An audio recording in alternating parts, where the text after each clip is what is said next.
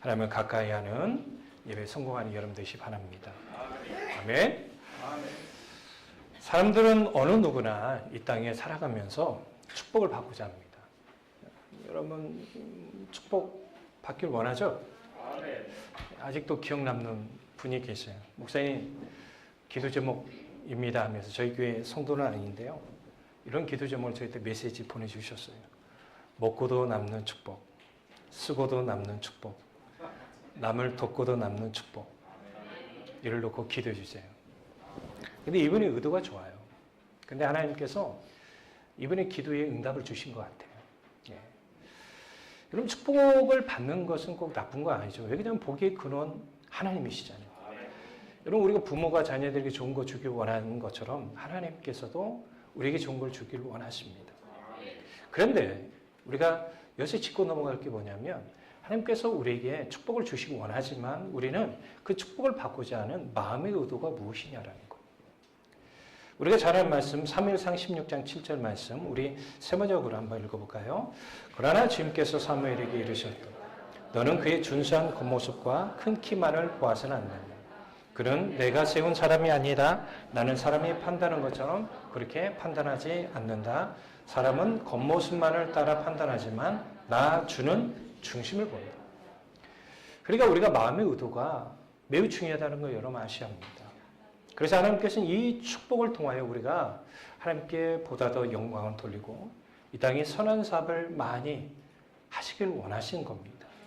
아멘. 보다 더 중요한 것은 이 복을 주시는 분은 하나님이세요. 주느냐 안 주느냐는 하나님이 주권에 달리는 거예요. 그러니까 우리가 받으면 감사, 안 받아도 하나님의 뜻이 분명히 있다는 걸 인정하고 순간순간 우리가 하나님의 뜻을 진실되게 발견하며 살아가는 우리 모두가 됐으면 좋겠습니다. 우리 주님께서 마태복음 6장 19, 21절에서 이런 말씀하셨어요. 너희를 위하여 보물을 땅에 쌓아두지 말라.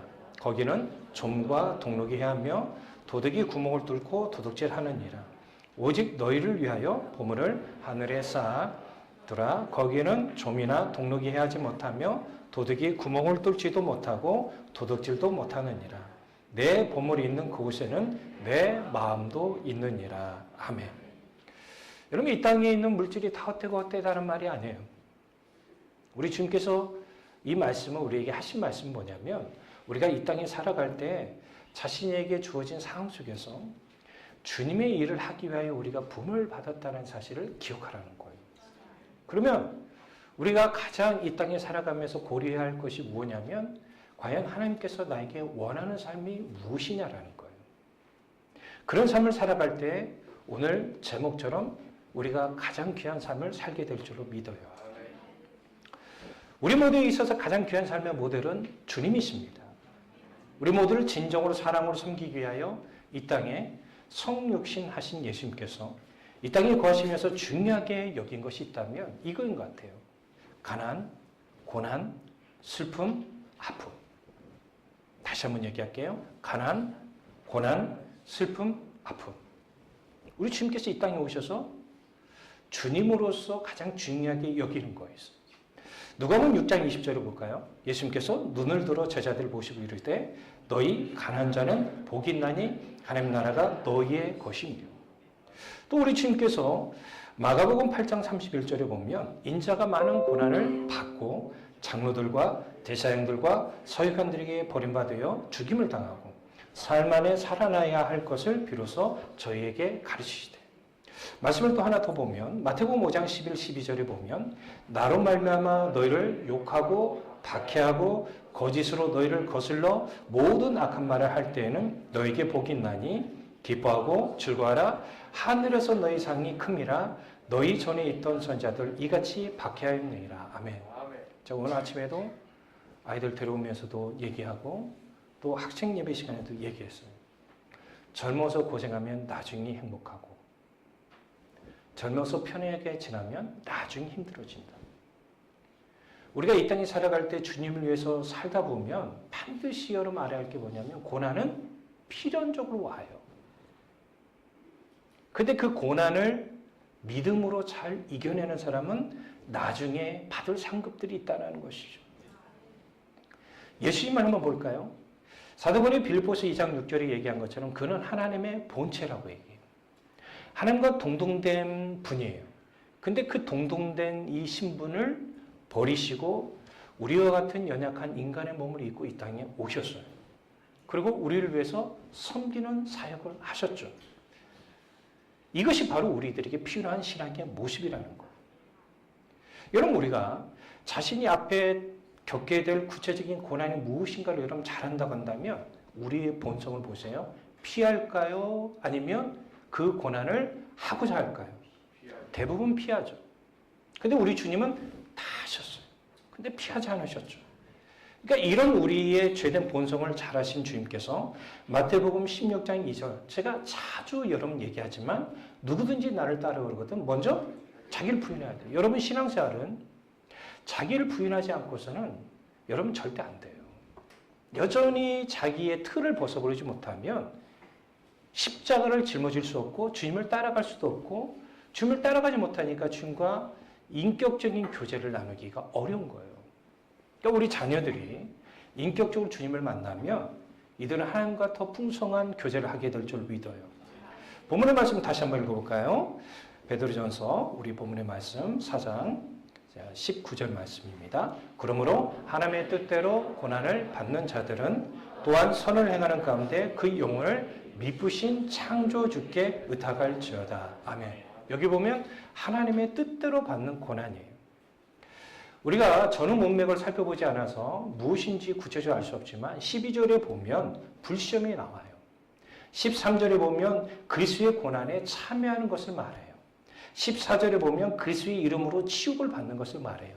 16절에 보면 그리스도인으로 고난을 받는 걸 말해요. 이 외에도 주님을 위해서 살고자 한다면 여러 가지 이루 말할 수 없는 고난들이 참 많이 있어요. 그러나 분명히 우리 모두가 당하는 고난은 아무리 불같은 시험이라 할지라도 하나님은 그것을 통해서 우리를 연단, 단련시키며 하나님의 뜻대로 받는 고난이라는 사실을 절대 잊어서는 안 될 것입니다. 따라서 고난 중에 있을 때마다 우리는 우리 영혼을 창조주이신 하나님께 더 의탁해야 돼. 의지해야 돼. 하나님, 제가 이 고난 가운데 넘어질 수밖에 없는 연약한 자이지만 하나님께서 저를 붙들어 주시면 제가 세상과 타협하지 않고 물질과 타협하지 않고 하나님의 뜻대로 나아가는 삶을 살겠습니다. 그래서 우리 주님께서 누가복음 23장 46절에서 어떤 신앙의 모습을 우리에게 보여주냐면 예수님께서 큰 소리로 불러 이르시되 아버지여 내 영혼을 아버지 손에 부탁하나이다 하고 이 말씀하신 후 숨지시니라. 여러분 사실 우리가 순간순간 어려울 때마다 주님을 더 의지하셔야 돼요. 그러니까 여러분들 예수 믿는 사람들은 주님께 나아오는 시간들이 사실은 많아야 돼요. 기도 시간들이 많아야 돼요. 왜요? 하나님의 은혜가 아니고서는 우리가 살아갈 수 없는 부분들이 너무 많아요. 제가 귀하신 삶을 살아가는 선교사님 한 분을 소개해드립니다. 에티오피아 김태훈 선교사님이십니다. 미래 촉망받던 대형병원 외과 의사였어요. 그런데 안타깝게도 이분이 원인도 모르고 몸이 점점점 굳어져 가고 있었어요. 병원 진단 결과 파킨슨병으로 판명이 됐습니다. 현재 2024년에 걸음걸이와 말투가 조금씩 어색하기 시작하고 불편하기 시작하는 증상들이 일어나기 시작했나 봐요. 이분은 서울대 의대 졸업했어요. 서울대학병원에서 간담최외과 임상 강사를 역임했습니다. 서울 아산병원 소아외과에서 임상교수를 지냈습니다. 그런데 누구나 다 선망하는 대상이 안정적인 직업 아니에요. 이 정도면 여러분 수억 원이 아니라 수십억 연봉 받게 된 의사이지 않겠어요? 근데 2013년 온 가족과 함께 훌쩍 아프리카행 비행기에 몸을 실었습니다. 왜 그러냐면 이분이 의과대학 재학 시절에 제주도에 봉사활동을 갔다가 하나님을 만났어요. 여러분 우리 자녀들이 왜 예배드리는 횟수가 많아야 하는지 아십니까? 하나님을 만날 수 있는 기회를 우리 자녀들이 들어야 돼요. 예배 가운데 찬양을 하고 있었습니다. 근데 처음 하나님의 음성을 듣게 돼요. 하나님의 음성을 들어본 사람들은 그 하나님의 음성의 강렬함을 알아요. 하나님께서 뭐라고 얘기하셨냐면 내가 원하는 곳으로 갈 수 있겠느냐. 내가 원하는 곳으로 갈 수 있겠느냐. 하나님 내가 원하는 곳으로 가겠습니다가 아니라 내가 하나님이 원하는 곳으로 갈 수 있겠느냐. 그때 자신도 모르게 예수님께서 자신과 함께하면 어디든지 가겠습니다. 그런데요, 이 결단하고 난 다음에 이제 기도 은혜가 끝나고 난 다음에 현실을 바라보면 가슴이 무너질 것 같은 부담감이 쫙 옵니다. 여러분 모르시죠? 막상 여러분 가려고 하면 여러분 마음이 얼마나 여러분 무너진 줄 아세요? 부담감이 있는 줄 아세요? 그런데 그 순간 성령께서 그에게 은혜를 부어주셔서 그의 삶을 송두리째 변화시키는데 환자들이 몰려는 대학병원에 근무하면서 줄 성수조차 지키기 힘들었던 이 선교사님의 생각과 가치관을 완전 뒤집어 놓은 거예요. 그리고 이렇게 말합니다. 이전까지는 경쟁에서 살아남고 세상의 인정을 받는 것이 인생의 목표였던 것 같아요. 그러다 성경을 봤는데 누가복음 22장 27절에 나는 섬기는 자로 너희 중에 있노라. 나는 섬기는 자로 너희 중에 있노라. 이 말씀이 이분의 마음을 울린 거예요. 결국 김태훈 선교사님은 한치의 미련 없이 서울 아산병원에 사직서를 냅니다. 그러면 여러분 주위의 사람들이 얼마나 반대한 줄 아십니까? 제일 반대하는 분이 누군지 아세요? 부모예요, 부모. 지인들이에요. 그리고 사탄이 이때 가장 유혹하는 게 뭔지 아십니까? 지금은 의사 일을 열심히 하고 나중에 가도 돼. 근데 이분은 그런 얘기를 전혀 듣지 않았습니다. 그의 결단은 확고했죠. 그리고 또 이렇게 말합니다. 저는 나이가 들어서 남은 인생을 하나님께 바치는 게 아니라 제 인생에서 가장 좋은 순간을 하나님께 드리고 싶습니다. 10년쯤 지난 후에 제가 선교로 갈 영성조차 남아있지 않을 것 같다는 생각이 들었다는 거예요. 그러니까 하나님의 관심이 뭐냐면 지금의 지금 순종하는 걸 원한다는 거예요. 저는 이분이 참 하나님 앞에 믿음이 있는 사람이라고 생각하는 게 뭐냐면 우리가요 뜨거울 때 그 뜨거움이 10년 뒤에도 뜨거워질 줄 알아요. 물론 뜨거워질 수 있지만 냉랭해질 수 있어요. 하지만 이분은 지금 하나님이 나에게 주시는 은혜, 이 뜨거운 이 순간을 지키려고 하는 그 모습이 아름다운 거예요. 결국 이분은 한국국제보건의료재단이 주관하는 남수단 사업의 지원에 당당히 합격해서 이분이 의료로 섬길 수 있는 그로 갔어요. 근데 가자마자 시련이 닥치게 되죠. 말라리아에 걸렸어요. 저도 아프리카 케냐 가기 전에 말라리아 예방주사 약도 지고 갔거든요. 근데 이분이 말라리아로 얼마나 앓았는지 2개월 넘도록 고생을 했다고 그래요. 그날 이후로 차츰 발이 아파하고 손에 떨림이 멈추지 않았다고 그래요. 그리고 2014년에 남수단의 내전이 터지면서 이분이 어떻게 보면 하나님의 강압적인 인도하심이겠죠. 에티오피아로 넘어가게 된 거예요. 그러고 나서 잠시 한국에 왔어요. 이게 말라리아 휴증인 줄 알았더니 아까 제가 서두에서 말씀드린 것처럼 뭐요? 파킨슨병 진단을 받으러 간 거예요. 선교로 간 지 불과 1년 3개월 만의 일입니다. 그러면 우리는 이 이야기를 들었을 때 마음이 어떨까요? 순간 절망과 두려움에 사로잡혔어요. 그의 아내인 김희연 선교사님은 실신할 정도예요. 남편이 파킨슨병에 걸렸다는 말에 실신했다고 그래요. 근데요, 그때도 어김없이 하나님의 주의 성령을 통해서 그들에게 위로의 메시지를 주시더래요. 그래서 그들은 다시금 일어서게 됩니다. 그리고 그들은 이런 생각을 가진 거예요. 성경은 하나님이 하시는 일이고 우리는 그분의 품에 안기는 축복을 반드시 누릴 것이다. 약할 때 강한 대신 하나님을 의지하면 절대 좌절할 일 없다. 이제 이분이 한 단계 더 나아가는 사역을 하고자 합니다. 왜 그러냐면 이분은 지금 의료로 봉사로 왔기 때문에 복음을 전할 수가 없는 거예요. 그동안은 여러분 이 봉사일을 했기 때문에 의료 지원을 받았어요. 이제는 자기가 하나님을 의지하면서 전적으로 복음 사역을 하겠다라고 해서 이 일을 그만두게 됩니다. 그리고 이제 선교사로서의 일을 하고자 합니다. 가족과 보내는 에티오피아 생활은 녹록지 않았는데요. 제가 다 보여줄 수 없지만 세 자녀, 이 아들만 셋이더라고요. 수도도 없고 전기도 없어요. 잘 들어오질 않아요. 그러니까 아이들이 공부하고 있는데요. 촛불 켜놓고 공부하고 있더라고요.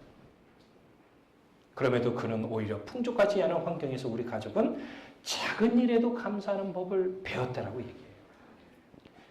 김태훈 선교사님 지난 2018년 하나님의 인도하심에 따라 한국국제보건의료재단을 사역하고 이제 지금 이때부터 자비랑 선교사 사역을 시작을 했습니다.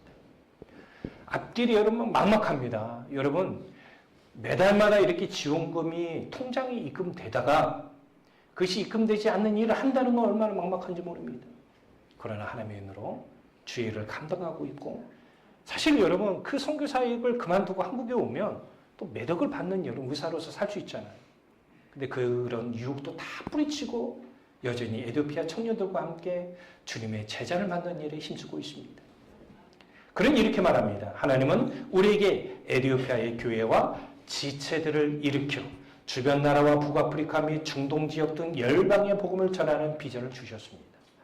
이를 위해 에티오피아의 헌신자도 훈련시키고 궁극적으로는 에티오피아 교단과 교회가 자체적으로 선교를 파송하길 꿈꿉니다. 어때요, 여러분들? 귀하죠?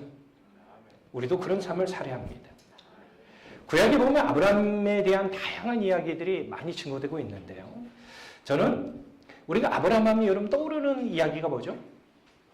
독자 이삭을 하나님 앞에 드린, 그 번제로 드린 그 이야기 아닙니까? 근데 사실 하나님께서 독자 이삭을 어떤 상황 속에서 여러분 아브라함에게 약속하셨는지 이에 대해서 창세기 18장이 잘 얘기하고 있죠.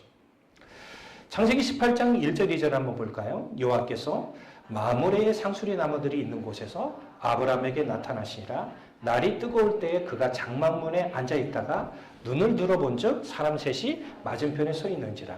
그가 그들을 보자 곧 장막문에서 달려나가 영접하며 몸을 땅에 굽혀. 여러분 우리가 성경을 이해할 때는 그 절만 보면 안 돼요. 전후 문맥을 여러분 잘 보셔야 하거든요. 여기 보면 여호와께서 여러분 아브라함에게 나타났다고 하는데 뒤에 보면 사람 셋이 나타났다고 그래요.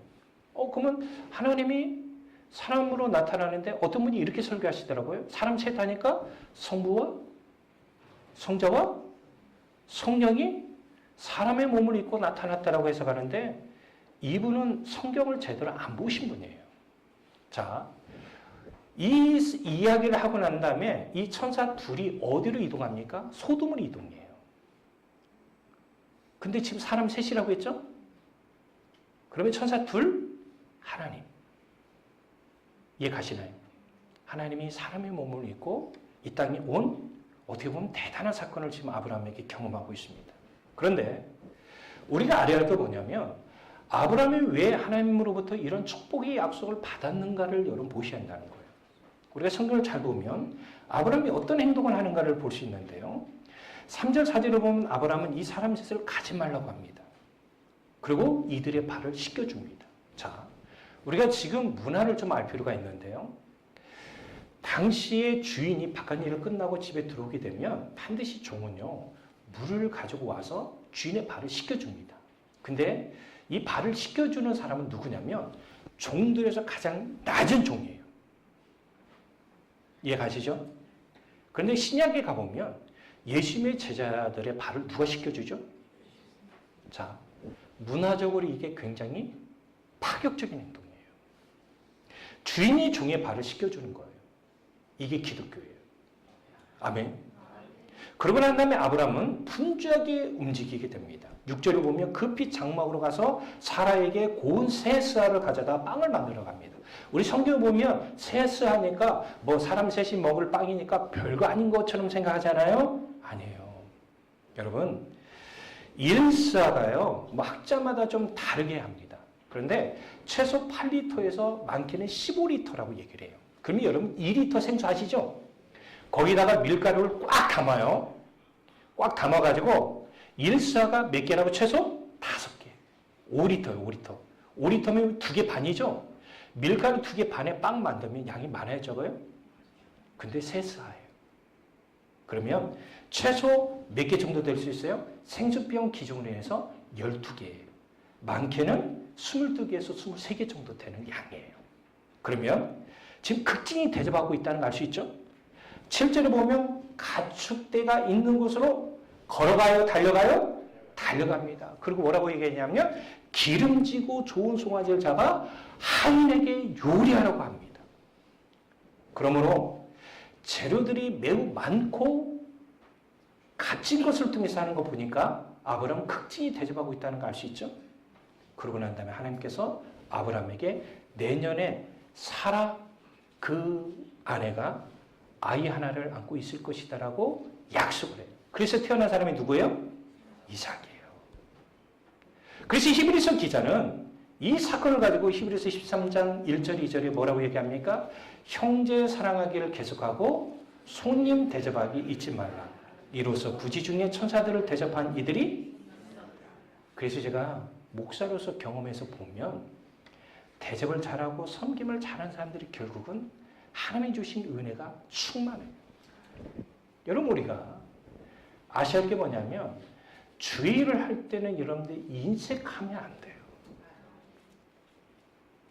사실 여러분들 우리의 생각 속에 우리 마음 속에서는 인색하게 섬기면서 하나님 앞에 복을 달라고 그래요. 그러면 하나님은 그 사람에게 복을 주실 수가 없어요. 왜 그러냐면 이분은 분명히 하나님께서 복을 주시면 이걸 가지고 뭐 하기 때문에 자기 자신을 위해서 살아갈 게 뻔하니까.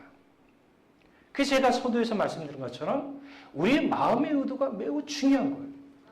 여러분들이 기도 제목을 가지고 하나님 앞에 기도할 때가 있어요. 하나님, 제게 이것을 원합니다. 이것을 원합니다. 그런데 하나님께서 그것을 들어주냐 들어주지 않느냐는 우리 마음의 출발점이 무엇을 가지고 기도하느냐를 하나님께서 보시는 거예요.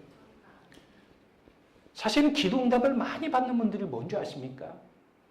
모든 걸 하나님 앞에 드리겠다라고 결단하고 드리는 사람들이에요. 형제 사랑하기를 계속하고, 이 형제는 교회 있는 형제뿐만 아니라 우리 주변에도 보면 힘들고 어려운 이웃들 다 포함한다고 저는 봐요. 손님 대접하기를 잊지 말라. 이로써 부지 중에 천사들을 대접한 이들이 있었는데 대표적인 사람이 누구라고요? 아브라함이에요. 아멘. 엘리야 선지자 시대 때도, 엘리사 선지자 시대 때도 기근과 가뭄 속에서도 수냄 여자가 정말 열심을 다해 섬기는 모습을 볼 수 있잖아요. 따라서 가장 귀한 삶을 살아간 사람들은 어떤 사람들입니까?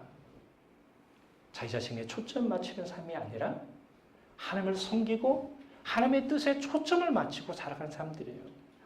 근데 이런 삶을 살려면 결국은 우리 주님께서 얘기한 것처럼 자기 자신을 부인해야 한다는 거예요. 우리가 내일 새벽에 우리 청년 대학부 아이들이 선교를 갑니다. 근데 제가 이 선교를 위해서 기도를 많이 했어요. 여러분들은 많이 하셨겠죠? 네, 하신 줄로 믿습니다. 근데 이 선교사님을 통해서 일이 진행된 걸 보니까 이런 생각이 들더라고요. 생각지도 못한 헌신자들이 이 아이들을 섬기기 위해서 붙여져요. 하나님께서 이들에게 참 복을 주신 것 같다. 그런데요, 이런 복을 우리가 받고만 누리고만 끝나면 안 된다는 거. 사실 저희 교회에서 하나님의 은혜로 게스트하우스가 준비가 되어지고 이 게스트하우스에 선교사님들이 방문하고 가시면 주변의 선교사님들에게 소문을 내시는 것 같더라고요. 저희들이 그동안 수많은 게스트하우스에 갔지만 이분들이 농담삼아 이런 얘기예요. 속옷만 가져가면 다 살 수 있다. 모든 걸 다 세팅하고 와이파이부터 시작해서 따뜻하게 또 시원하게 다 준비되어 있어요. 너무 좋은 거. 건조되고 다림이고 청소기고. 제가 그래서 한마디 더 못했어요. 우리 집보다 더 좋은 침대 매트리스가 여기 준비되어 있다고. 사실 이런 것들이 우리가 그들에게 우리의 교회의 명함을 내밀려고 하는 것이 아니라 하나님께서 우리에게 주신 마음에 대해서 우리가 순종하는 것이고, 사실은 예수 그리스도를 믿는 사람들이 이런 일을 하는 게 마땅한 거예요. 여기도 지금 우리 아프리카 선교사님 아들이 여기 있지만